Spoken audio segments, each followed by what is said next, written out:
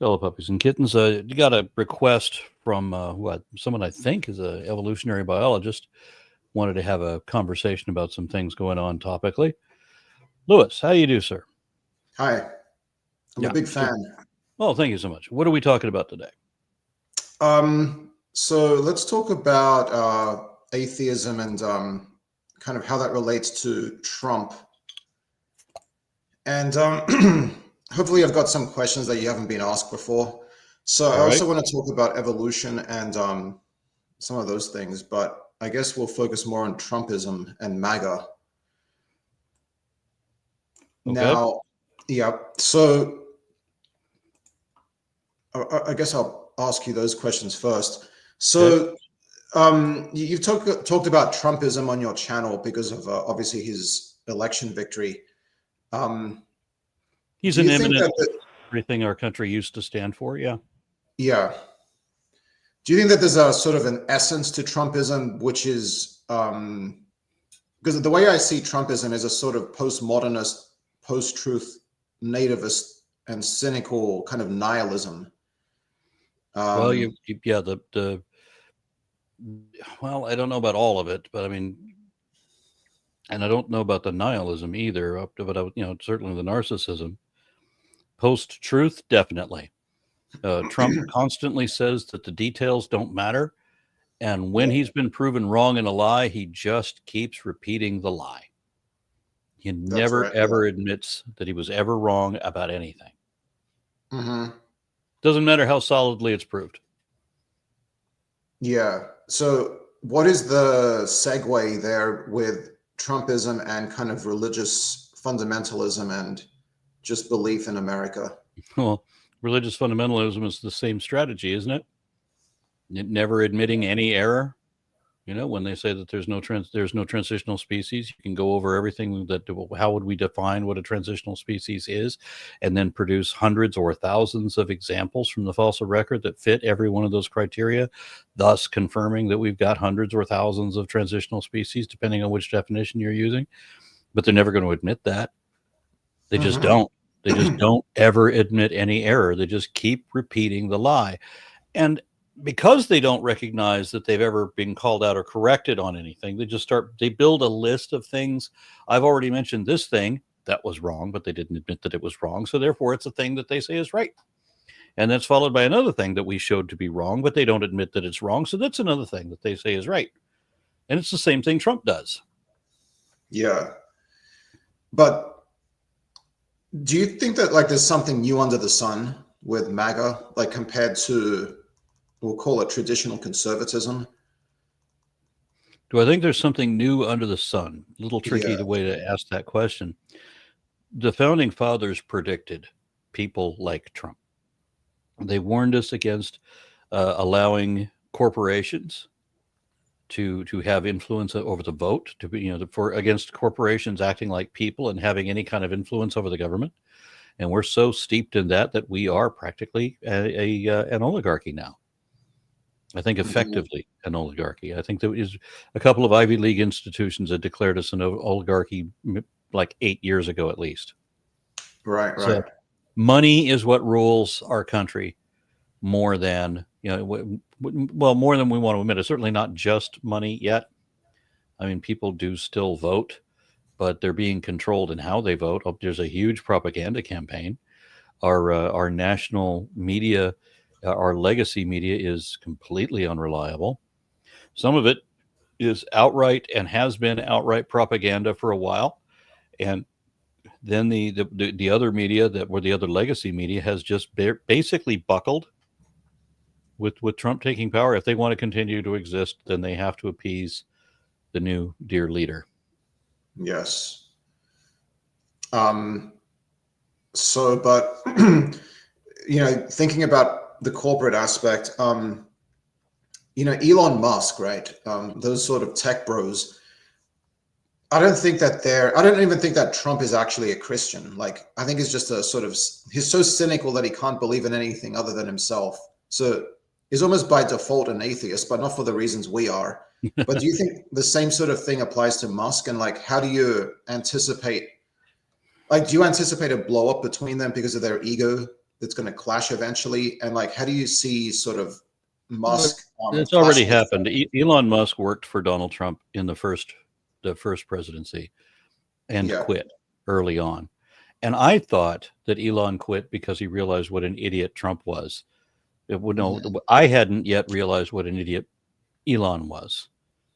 So Yeah. this was back when I still bought into the myth that Elon had actually achieved any of the things he was billed as achieving. So I mean, there was a time, I'm embarrassed to say, there's a time when I liked Elon Musk, when I thought that he was I thought he was progressive and a maverick, and that he's going to take on the fossil fuel industry by forcing everybody to see the power of electric cars and all that.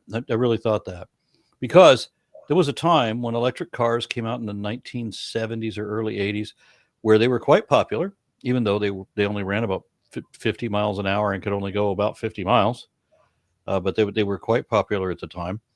And Chevy just decided to scrap all of them because they had contracts with fossil fuels. So they just recollected, or what do you repossessed all of the electric cars that were out on the market, and just piled them up in the desert and buried them.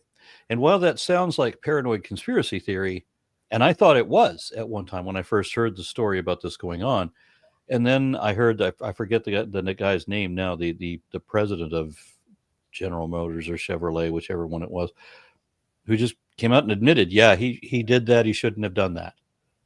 And I was very surprised. You actually did that. You took Danny DeVito's car and a whole bunch of other people's cars, their electric cars, and scrapped them, buried them in the desert because the fossil fuel industry needs priority. That's what that was all about. And at the time, I remember in the mid 80s or early 80s, there were 3 cars that were being advertised on Popular Mechanics or some kind of magazine like that. That there was one that looked like an IROC Z Camaro, and then a couple of other looked like European cars, but they were all electric, pure electric, and they were quicker and faster than all of the Japanese imports at the time. Now, in the mid 80s or the early 80s, Japanese cars, apart from the Datsun 280Z, they had not gotten fast yet. So Japanese cars were just notoriously weak and slow at that time. So it was quite impressive to have something that was quicker and faster and all these little luxuries and everything.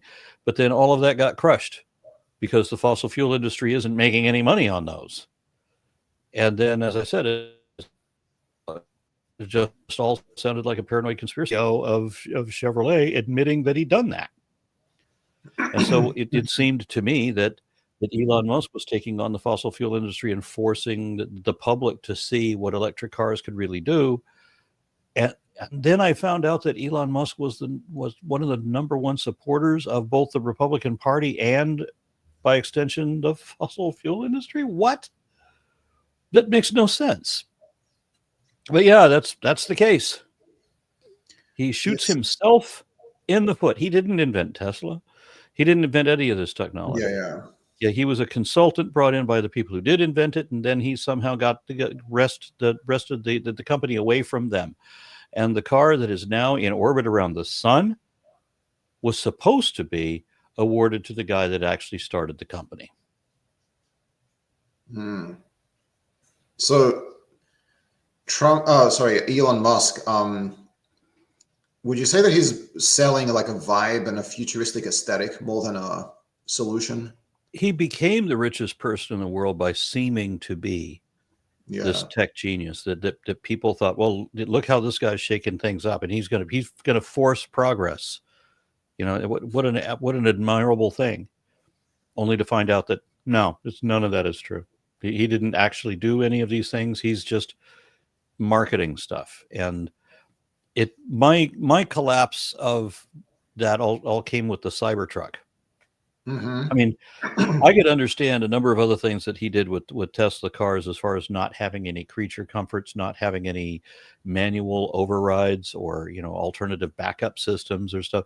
But when your car shorts out and you can't get out of it, and it's on fire, but you can't get out of it because it's electric and there's no manual override because the guy wanted the cars to drive themselves and not let people drive them. He was going to market cars with no steering wheel.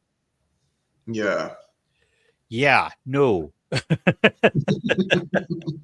There are people who buy cars because we like to drive cars, and when I saw the outrageous the Cybertruck, I'm like, you just went the opposite direction of everything that I would have thought that a truck should be. I mean, I've had a truck my whole life. I've had different kinds of trucks, but I've had trucks all my life. And if I was going to build a truck, if I was going to design a truck, especially an electric truck, it would have been almost entirely opposite of what the Cybertruck gave. The horsepower, great. The torque, great. No complaints about either of those things. And let's just not even talk about the look of the thing. Yeah. The first aspect of it is that when you're building a truck, you have to consider that people. My whole family was in construction, so they carry sheets of plywood, sheets of drywall, that sort of thing to the job sites. These are all in 4x8 sheets. So your truck has to be able to carry a stack, not something leaned against the side of the rail. No, it has to be able to carry a stack of plywood, a stack of drywall, these type of building materials. And I'm frustrated that car companies that have known this, like Chevy, for example, they come out with a pickup truck that they're bragging about that you can't put a stack of plywood in the back, and they're calling it a work truck. Mm-hmm. How the fuck is that a work truck if it won't carry the supplies? If it's just a little too small in the bed to carry the shit you need. Instead of having a truck that is bulletproof only if your assailant brings a small caliber weapon, instead of that absurdity, I want to go completely the other direction. I want the roof off. I want the doors off. I want the windshield to fold down. I want the seats to fold down to make a long bed, or seats to fill back up if I want if I want 9 passengers. I want versatility. I want one truck that does everything. And the idea of an electric truck that runs on 37 or 40-inch tires, with a little bit more elevation than normal trucks get, that's where I would have gone. And that's every electric truck that I've checked with them. There's only one that can wear 37s. Every other one are limited to 35s. Mm-hmm. And here I'm wanting 40s. So that is a sort of symptom of the Cybertruck is like a symptom of everything wrong with this country. Well, I wouldn't put it that way, but it was, because the original Tesla S, there were just issues with it when you get into the thing. We were almost bought a Tesla 3. Okay. I'm glad that we bought a Kia Niro instead, because the Kia Niro has all these tangible physical buttons on the steering wheel and on the dashboard and everything, where we can drive and adjust the sound, change the stereo. We can change a bunch of different feature settings, windshield wipers, all of this. We can do all of this without a slightest glance off the road. We can do this off the tactile fingertips. We know.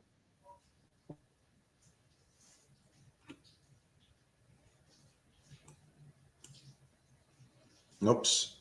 I think Comfortable environment to sit in, and they put this ridiculous distraction screen in the middle of the dashboard so that you have no choice. If you're going to touch, there's the touch screen. It doesn't matter. You can't feel the things that you're hitting, right? If you got a drop of water on your finger or whatever, you were holding a cold glass of Coke or whatever, and you go to hit the touch screen, well, now it's not going to react properly. You have to look away from the road to look at the screen. It's just these kinds of idiocies that I couldn't. How could this guy be heralded as such a genius, and all these things he does? I mean all these things, not just this one trivial design, not the. It just wasn't consistent. Right. So there's a sort of scammy feel to all this, which generalizes across to everything that Trump does and says and the people that he promotes into his cabinet. But have you had any experiences personally with atheists who voted for Trump? And do you think that they're easier to reach than the Christian fundamentalists who voted for him? Well, my problem is that whoever votes for Trump, whether they're Christian or atheist, and I have met a few atheists who do, they want to tell me that I'm wrong about politics, but they can't ever say why. Or if they try to say why, there have been a couple examples where they try to pull out a stat or a factoid or whatever that isn't even true, or is just some hyperbolic exaggeration of whatever. And when I so well, here's what the actual policies are. Here's the problem. Here's the problem with it. Here's the numbers backing that up. There's no discussion of the policy. Everything is based on labels. Like Penn Jillette, for example, was talking about Bernie Sanders.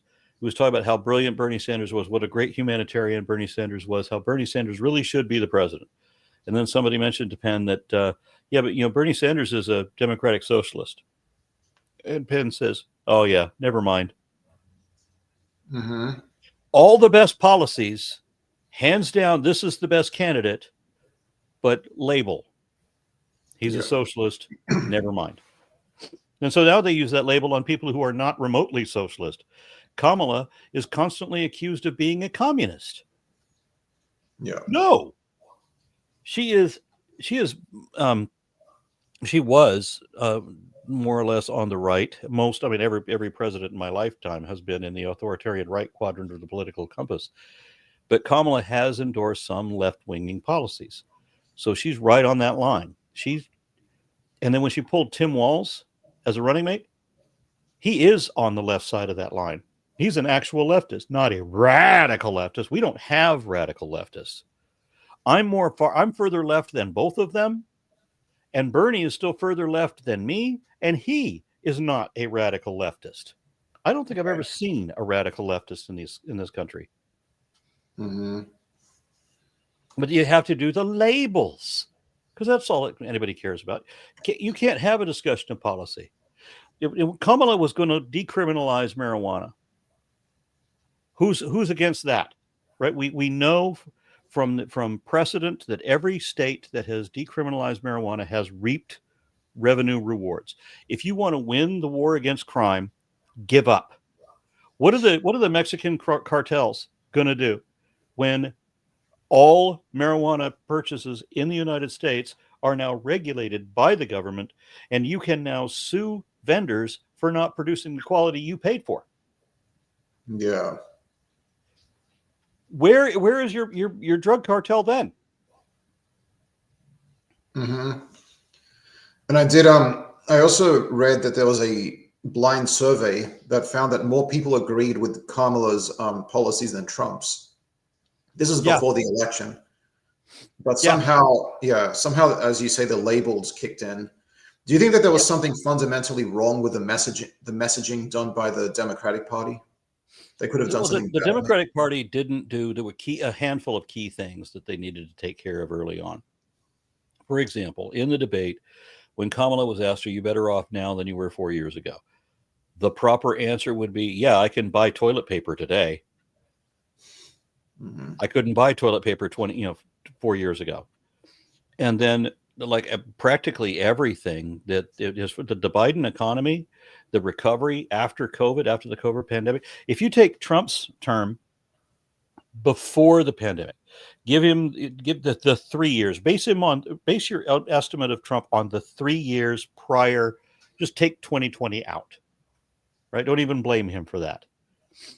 He basically just carried on Obama's economy with some issues that were bringing up that were slowing the economy down, like the tariff things that he was trying to do in his first term. So he wasn't doing great, but he did have good numbers right up until COVID. Now look at the COVID recovery under the Biden administration. By all the numbers, the United States recovered better than any other country in the world. We have the best economy. At the point that we had the election, we were sitting at the best economy in the world. We had the inflation rate was down. We had all the numbers down, except, of course, that we still had price gouging companies, which is why Kamala was introducing legislation to control price gouging, to criminalize price gouging, decriminalize marijuana, criminalize price gouging. But the people didn't go for that because they didn't know what the fuck they were voting for.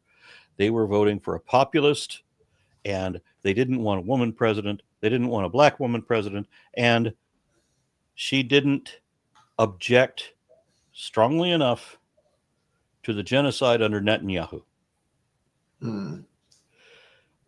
And I realize that there's subtle ways to do that, because you can't lose the Muslim vote, you can't lose the Jewish vote, and all of these could be risked depending on how you present this. But we don't have to support Hamas to say that we object to genocide of children and women and children who are standing in food lines from a food truck, that we're now bombing the food truck. There's no justification for what was going on. And the sad and shitty thing is that people are so damn dumb that they would say that Kamala supports genocide. She never said any such thing. She says she's going to do everything in her power to stop the war, to bring about a ceasefire, to bring about peace, whatever. She didn't say strongly enough that, like say Netanyahu is a war criminal, put everything on him. But here Trump, on the other hand, tells Netanyahu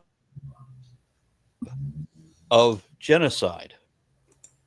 So the people who voting against Kamala because she supposedly supports a genocide are voting for a guy who definitely and overtly supports the genocide. Mm-hmm. How do they not fucking see what they're doing? It's so frustrating when I talk, because all these people want to tell me that I don't understand politics, but they don't ever tell me why I don't understand politics. They don't ever give me actual figures or anything or anything to consider. When we start to have a discussion of policy at all, they just fucking drop off. Yeah. And also Trump appointed, what's his name? Mike Huckabee? Is that his name? The young earth creationist lunatic to be the ambassador to Israel. Trump remember the first Trump term, he put Betsy DeVos as in charge of the Department of Education, when she expressly said that she wanted to destroy the Department of Education. And so what he does is he finds people that want to destroy the offices that he then puts them in charge of. He put Rick Perry in charge of the Department of Energy. Rick Perry had, in his presidential campaign, already announced publicly that he was going to eliminate the Department of Education. So he's there to destroy it. He did not know what the Department of Education, the Department of Energy is when Rick Perry said he was going to destroy it. He didn't know what it is, and then he's in charge of it. And the reason he's in charge of it is because Trump wanted people in charge of the departments that they wanted to destroy, because Trump wants to destroy everything so that there's no controls, there's no restrictions, so that he can do whatever the fuck he wants, because that's what right-wing conservative is all about. I shouldn't have any laws apply to me. I should be able to do whatever the fuck I want. So this is Trumpism is do you think it's a natural evolution of conservatism? Like, No. was it inevitable that we'd get here after Reagan at some point? Well, it certainly was in line with what Reagan started, because it was definitely that kind of a snowballing issue that started with Reagan. You would think that a lot of this started with Nixon. It didn't. Nixon was actually far more progressive than many of the Democrats today that would be accused of being progressives. Nixon was more progressive than a lot of the not self-identified, but the people accused of being radical leftists or progressives or whatever. Nixon started a lot more social programs, a lot more left-wing programs than most of these people, certainly more than Biden ever planned to. I was actually impressed. I expected Biden to disappoint me a lot more than he did, a lot faster than he did. He did a lot better than I was expecting him to do. Mm-hmm. And this is only because he has smart advisors and he's smart enough to listen to them. Whereas Trump hires only the stupidest people and would not listen to a smart person ever. Yeah. Trump is basically a crime boss. Mm-hmm. He's like a character out of The Simpsons. He's like, the guy that runs the thing, except that he's made it a TV personality show somehow. But he's still just a crime boss. He does not know any fucking thing. And this is his friends, his family, the people that worked with him have described Trump this way. They say he doesn't know anything. Epstein described Donald Trump as a horrible person who would find. Epstein said Trump was a horrible person, while also saying that Trump was his friend. He said that Trump would get inside information. He would get to know you. He would against you to.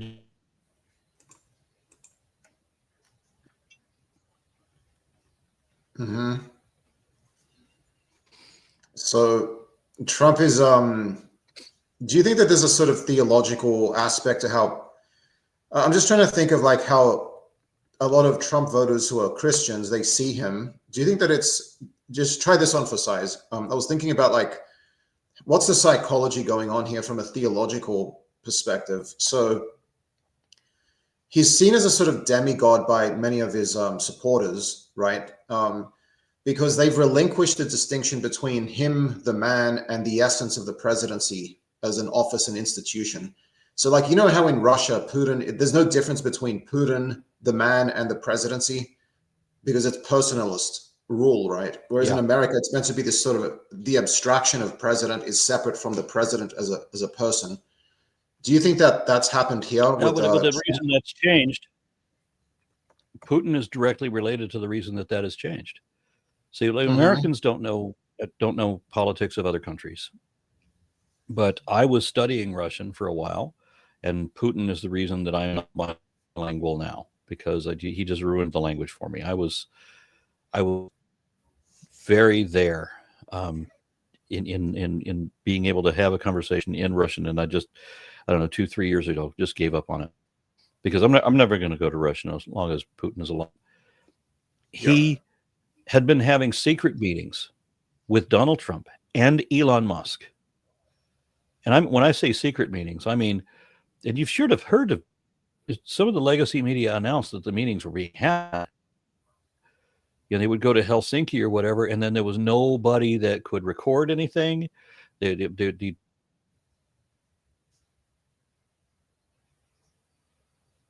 I'm noticing we seem to be having connectivity issues. I don't know if have you noticed the drop? A little bit, yeah. I don't have no idea. I'm going to have to go back and listen to this later and see if it's even usable. But it looks like we dropped offline a couple of times for a second or two. But what Putin did a year or two ago, because he'd been president twice, and you have this limitation. You can only be president twice. And then he becomes prime minister. And then after being prime minister, well, now he can be president twice again. So what he did as president was to go back and change the Constitution himself. He goes and changes the Constitution to give the prime minister more power because he's about to be prime minister again. So when he does that, the entire Russian government resigned on the same day.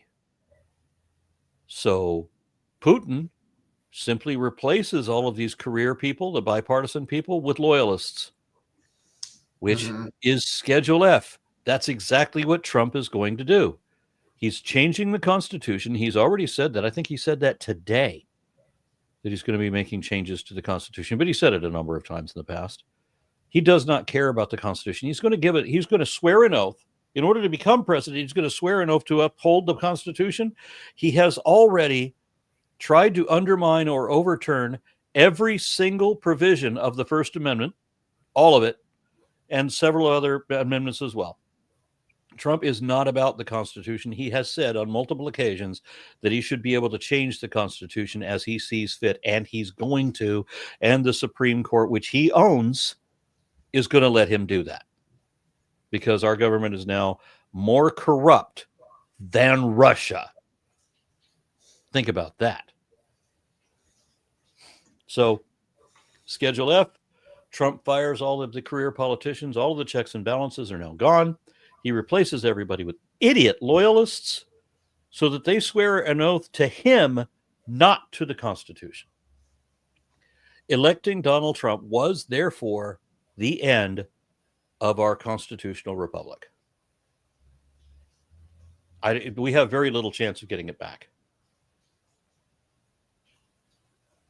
So does that statement not perhaps turn it into a self-fulfilling prophecy, though? I don't understand what you mean.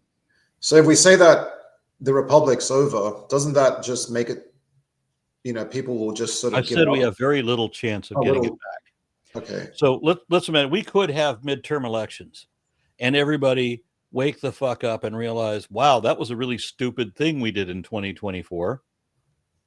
We could have restored women's reproductive rights. We could have fixed the Supreme Court. We could have had prices come back down by force of law. We could have had all these things that would have been wonderful and made America a much better place to live, and even we would have more jobs because we would have been tuning to green energy and then the huge industry that we can make out of that. We could have had all of these great things, but no, we decided to elect Trump so that he could put tariffs on everything, raise the price on everything, crash the economy, crash the market, fuck everybody, fuck all y'all, deport everybody, deport my housekeeper, deport everybody. We could have everybody wake up to this fact and realize, wow, we were really fucking stupid. We should be mature adults now and vote something else in the midterms and then maybe take control again in 4 years. But are we going to really? The choices were so blatantly obvious a month ago. And we just, oh no, I want to put bullet holes in my own feet. That's what we did.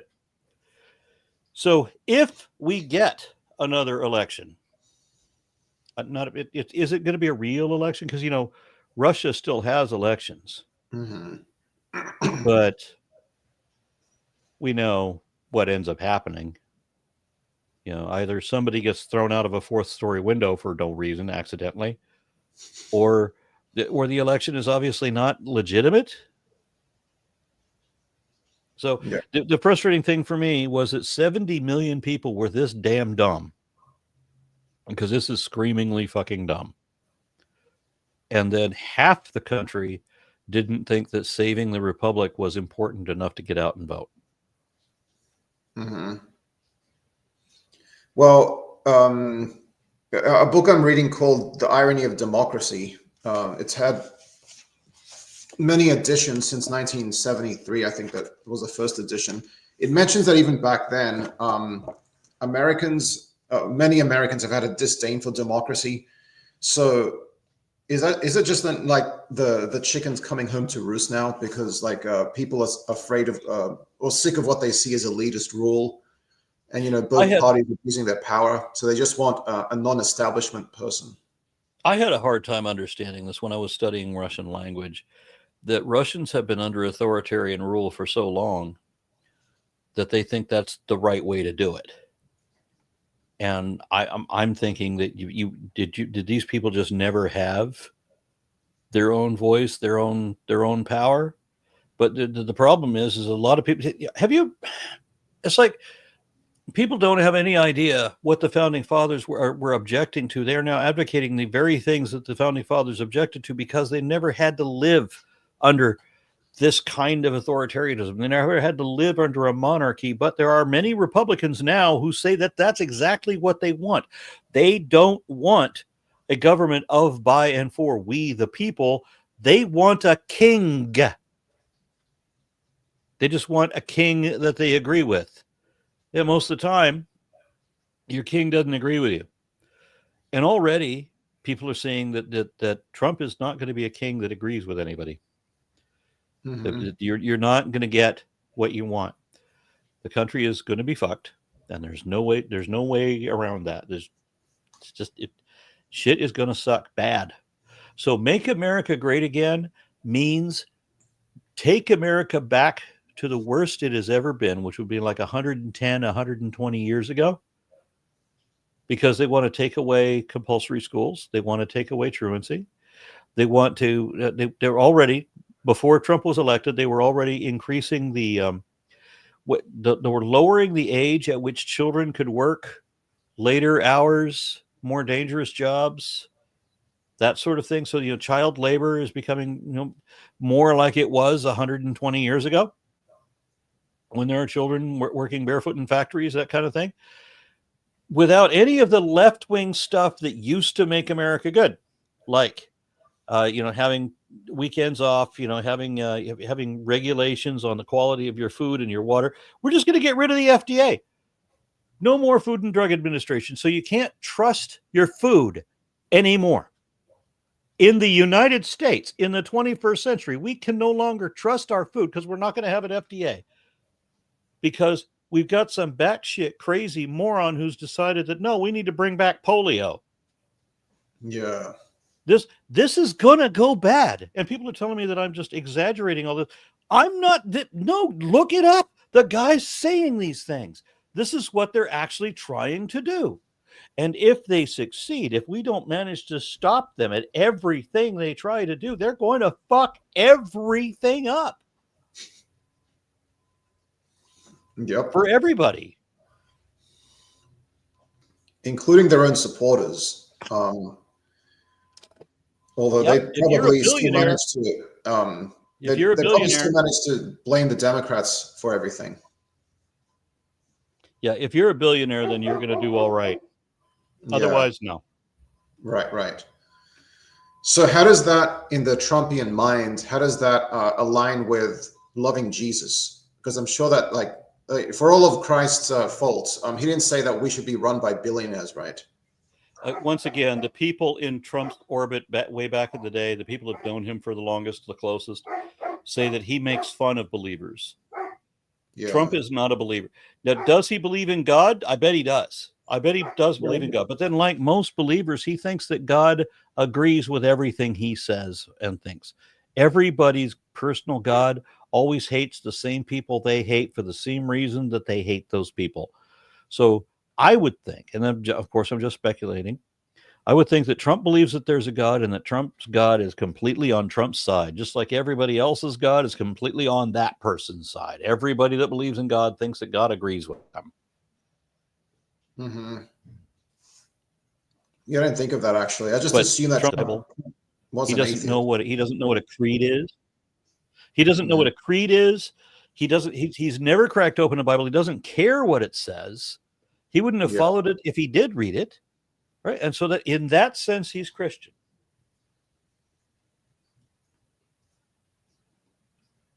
Yeah. So is America just irredeemably stupid? Oh, I hope not. But hope is dwindling. Yeah. And in many people's minds, I think Trump has even usurped Christ. Oh, yeah. Yeah. And there's a lot of preachers. Last year, I was listening to this thing where these evangelical ministers were complaining that their congregations were objecting to the teachings of Jesus himself, quoting Jesus directly from the Bible. Quoting Jesus, the red letters, because the congregations, these Christian congregations, are saying that this is entirely too woke. Yeah. Too woke. Now, let's just think for a moment about what woke is. Woke is realizing that there are some other people who may have it harder than you. And maybe we shouldn't try to make it even harder for all those other people. Like maybe you've got a pretty good deal. You've got adversity, sure. But on the whole, you got a better deal than most people, and you certainly got a better deal than these people, all these other demographics. Having a degree of compassion has somehow become the worst thing you can do, according to Republicans. Compassion. Having some consideration for another person's plight. If it's a problem that they have that you don't have, modern Republicans say, no, fuck them. I don't have to care about it until it affects me. So is Trump Christian? No. Are the Republicans Christian? Not anymore. Yeah. Jesus definitely would not have been a Republican. Not now. Right. Would he have been a Reaganite? Well, we are going back a ways. And there were still Christians in the Republican Party who were I could see Jesus more aligning with, because the difference between the Democrats and the Republicans. If the year that I was born, 1962, if I was an adult in that year, I would have been a proud Republican then, because in 1962, the Democratic Party were the party of the racists. They were the party of the Ku Klux Klan. Every Klansman is a Republican now. Yeah. Yeah. So there was a thing called the Southern Strategy, where the Democrats and the Republicans started swapping a lot of their policies. And that's when everybody that used to vote Democrat, all of the racists and such, started voting Republican. And that's when, the blacks and Hispanics and so forth started voting Democrat and started registering Democrat. So this big switch. And for a long time, there wasn't a whole lot of difference between them. Back in 2001, if you read the national policy for the Democratic Party and the national policy for the Republican Party, they weren't terribly different. The Republican Party was slightly more religious, but and in the terms of religious extremism, but of course that's just gotten worse and worse and worse.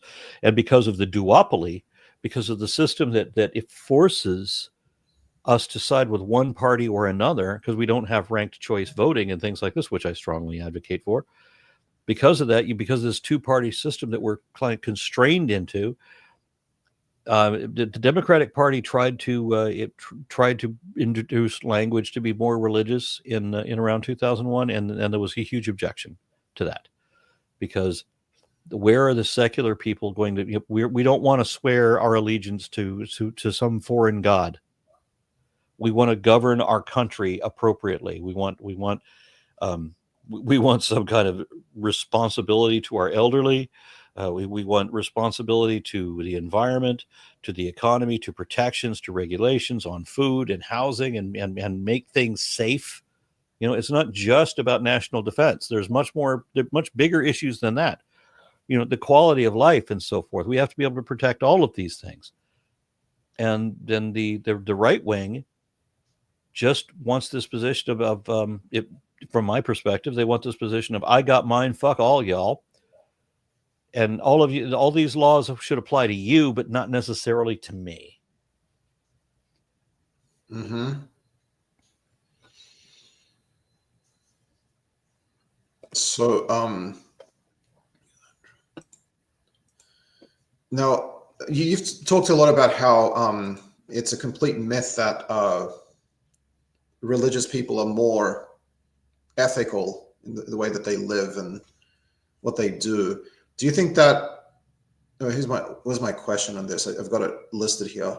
Basically, do you think that people who come to atheism themselves, like freely, because of their own investigation and questioning religion, do they tend more towards like a particular political doctrine or philosophy, like for example, some sort of libertarianism?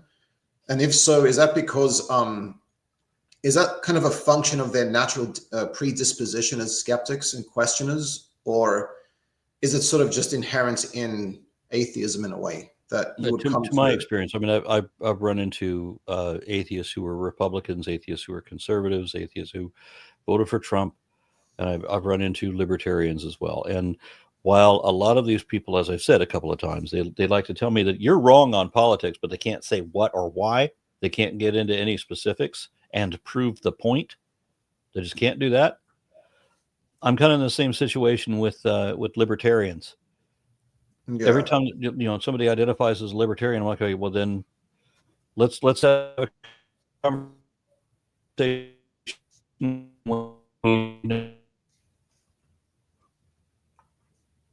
Because I don't think libertarians do. Yeah, I think you broke up a little bit then.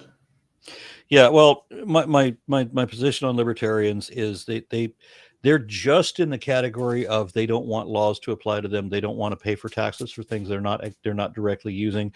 They would take the option of, ideally, they would take the option of living on a private island and shitting in a bucket rather than paying taxes for roads or for a fire department or anything like that. Mm-hmm. And they don't want to privatize the police department and fire department and other things like that. They know that they would rather, have a blanket sum that they pay on taxes that takes care of all of these amenities and provisions and roads and such, but they just want to be selfish about it. It's unrealistic. I've never had a conversation with a libertarian where they seemed competent at all about what we're talking about. And I'm saying I'm comparing libertarians to Trump supporters now. So how bad does that make it? Yeah. Because Trump supporters are the ones that say that everything that George W. Bush did wrong at 9/11 was somehow Obama's fault.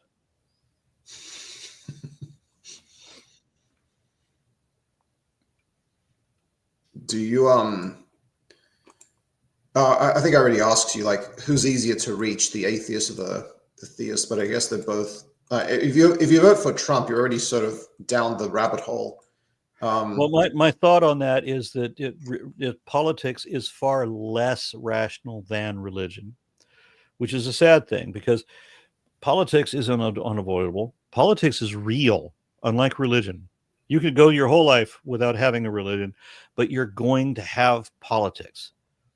And if you are managing in any capacity a group of people, you're going to have to take their needs into consideration. And that's politics. You're making moral judgments, moral estimates based on how you're going to take care of the people in your community, how you're going to have them support themselves, however independently they want to be. There's going to have to be something that everybody agrees on, whether it's just national defense, because everybody understands national defense. If we get invaded by some foreign power, we need to have an army. Okay, but there's other things that are just as easy to understand. The fire department, FDA, Department of Education, all of that. They're not that far out of that. It's just difficult for me to explain to people who just want to be immune to the law. Let me do whatever the hell I want and not have to pay anything for it. Yeah. So it seems like there's been a sort of increase in adolescent thinking, right? So, yes. Sort of man-child type men, yes, called men. Is that because of like Joe Rogan and those idiots? Do you think that digital media's played the dominant role here in cultivating that sort of idiocy? I mean, I don't want to say anything about Joe Rogan because I've listened to, I don't know, in the entirety of my life, I think I've listened to 8 minutes of Joe Rogan, separate minutes of different shows. So I can't really say anything about him. I remember him cussing out somebody who had a PhD in a subject he didn't know anything about, and he was ridiculing them. So maybe that. But otherwise, what you're saying about the media and how they transfer the information, yes, I would love to see things far more transparent than they are. I would like where propaganda is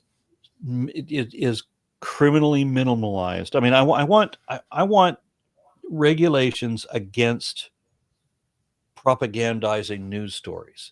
Like there's a number of different programs that show where, like when you go to look up a news story and it gives you all these different, I wish I could remember the names because there's multiple of them now, but is it left leaning? Is it right leaning? And here's how and why. Mm-hmm. So if you want to be unbiased, you can read these news sources and see that, okay, this is coming from this slant, this is coming from that slant. And I just want to know what the facts are to make up my own fucking mind, right? I want to know what actually happened. So the way I do it is whatever both sides agree on happened. Well, I'm going to accept that probably happened. Both sides, neither side is arguing that didn't happen. Okay, so we're safe in assuming that. But very often we don't have, we have facts on one side that don't seem to exist on the other. Yeah, right. And that's a problem. Yeah. And that's why they want to get rid of the Department of Education. Mm-hmm. They don't want children to know. One of the important moral lessons of this country is how, one, we were a slave nation, and two, the whole civil rights issue. And if you want to know how bad things can get, just look in our history, our recent history, to see how bad things already were. Now, I'm a white guy. that does not make me feel guilty that some guy 100 years ago, 200 years ago, who is not me, did these terrible things that I don't approve of. I may be a white guy, but that's not my fault. I don't have the guilt of that, because I'm not going to be held responsible for what my ancestors did, if they in fact even are my ancestors. But I'm not going to, in my lifetime, contribute to that problem. Mm-hmm. So this is how I absolve myself of that. The only way that it can really upset you that we're teaching civil rights, well, what everybody complains about, what is it, critical race theory, which they're not teaching in public schools, but everyone wants to complain that if you teach about the civil rights and you teach about the issues that blacks and Mexicans and Native Americans, the Japanese and Chinese, and all of these different people had in the post-Civil War era, for the 100 years or so after the Civil War, for what this country did to its own people, if our country teaches that, well, then that's somehow white guilt, and that every white child, every white student is supposed to hear that and feel ashamed. I heard that. I did not feel ashamed. If anything, it made me feel more patriotic. I knew that some small faction of people, including white people, because women could not get the vote without some men helping them. Abolition did not happen only exclusively because black people were pleading for it. They had to have allies, right? They had to convince people to help them, and so they did. And so all I have to associate with are the people who said, you know what, I'm on the wrong side of history. I should change my mind and do better. I need to help these people. That's what I identify with. And that's what makes me feel more patriotic. The only way that you could be upset about what you're calling mistakenly critical race theory being taught in schools is if that you actually still want to perpetuate that thing. I don't know if you heard all that. Did you hear all that?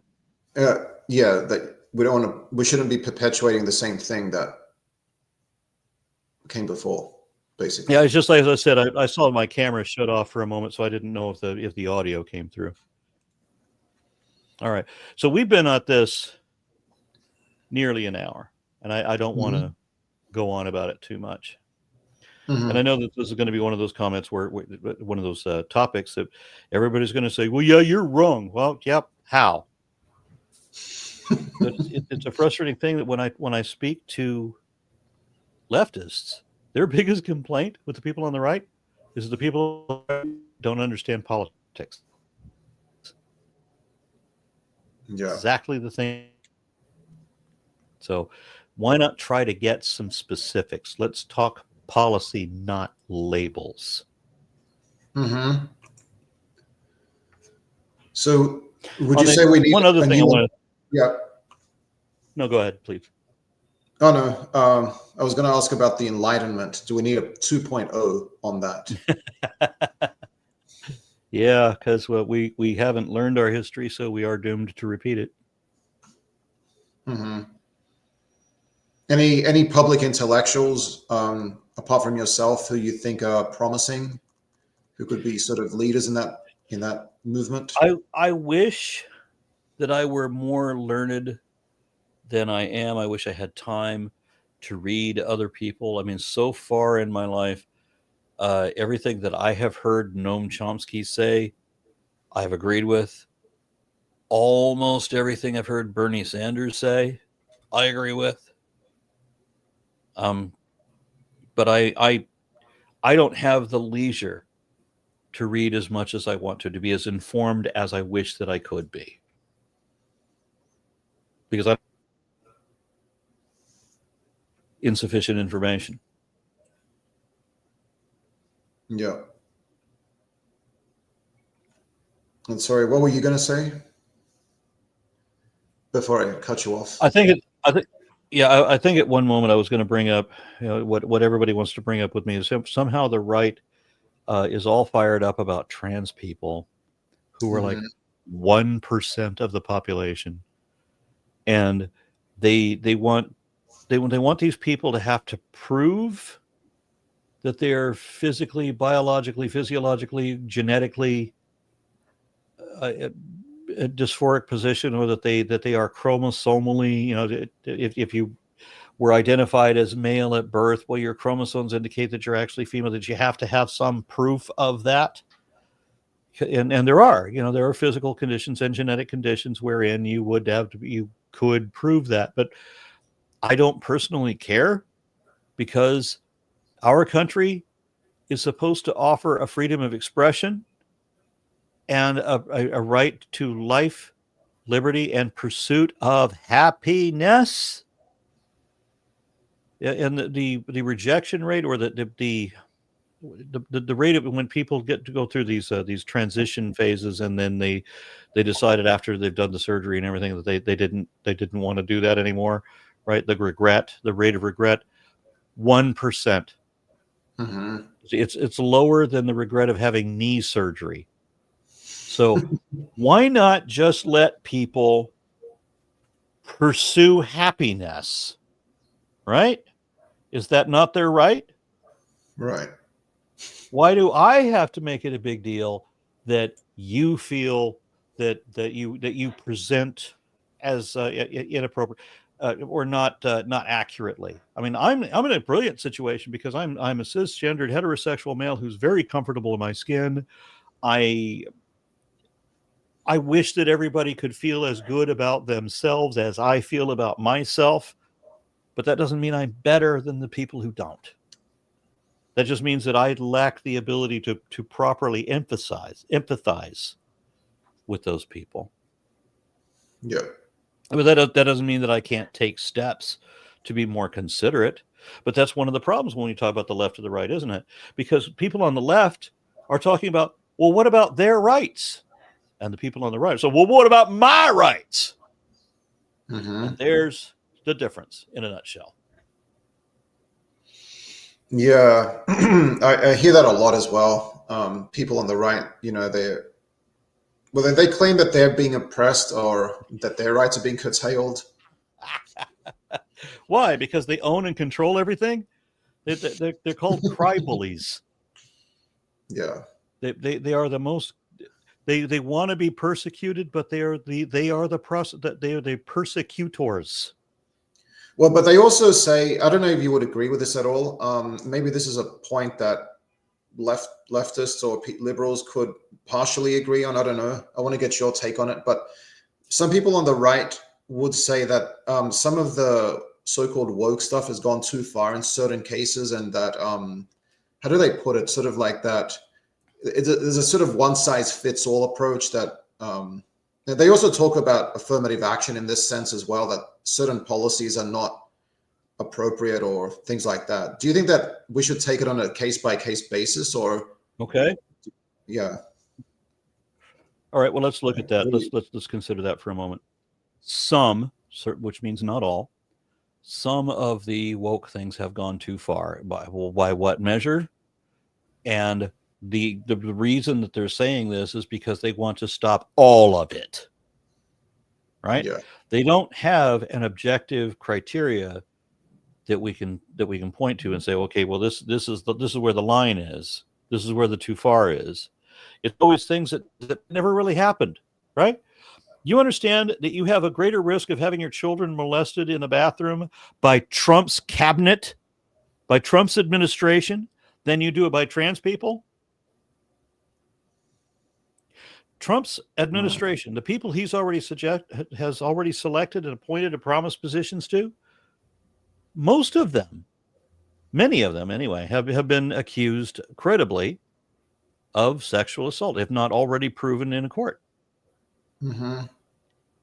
And this was always a higher percentage than what it was. Republican senators, you still had a higher rate before the Trump years. You still had a higher rate of being molested by a Republican senator than by a trans person in a public bathroom.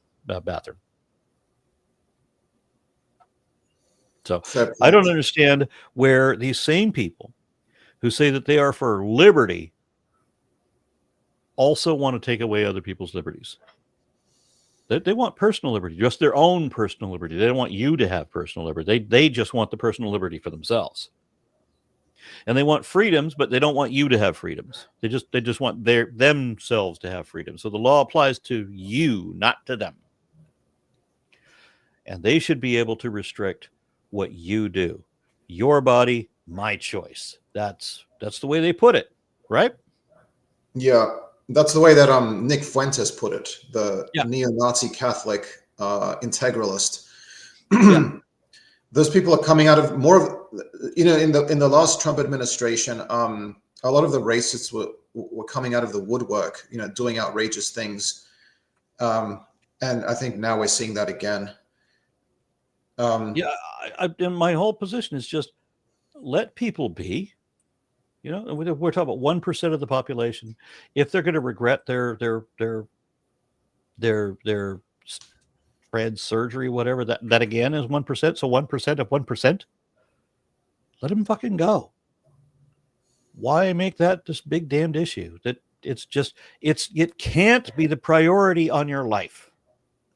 There are so many things that you, as a rural Texan, as a farmer, a rancher, or whatever, even a factory worker or whatever, there are so many things that are more important to you than whether somebody wants you to use a different pronoun than what you feel inspired to use. That can't be your biggest fucking issue. There are other things that matter to you more than that. And those same things that really matter to you, farmer or whatever, are probably going to be the same things that matter to me too, and that I would advocate with you. Yeah, like soil erosion, except that they don't want to accept climate change. Yeah. So the Texas Republican Party platform is a frightening thing to read. If you read the National Republican Party platform, that's a sanitized version, but they don't expect everybody to read the Texas Republican one, because that's where they say the quiet part out loud, and they admit to really egregious stuff. They want to harvest everything in the Gulf. They just want to rape and scrape everything, all the life, all the minerals, everything. They want to leave this world a hulk, and it doesn't matter, because it doesn't matter what damage they do to the planet, because Jesus is going to be back in her any minute now to save us from our own lack of responsibility. And these are the personal responsibility people. Yes, who have no personal responsibility at all. And in fact, their religion is all against it. It's not just their politics. It's religion is against personal responsibility. You don't have to atone for anything you've done wrong. You just tell people Jesus forgave you. Yeah.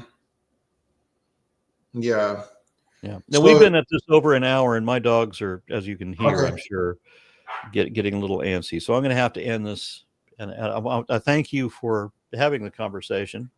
And I'm sure that the comments are going to be lively. Oh, I appreciate you talking to me, Aaron. Thank you. We can talk again sometime. Yes, sir. All right. You have anything you want to say before we go? Nope. Just I hope that you keep on fighting for what's right, and that your listeners do likewise. Thank you kindly. Thank you. Good night.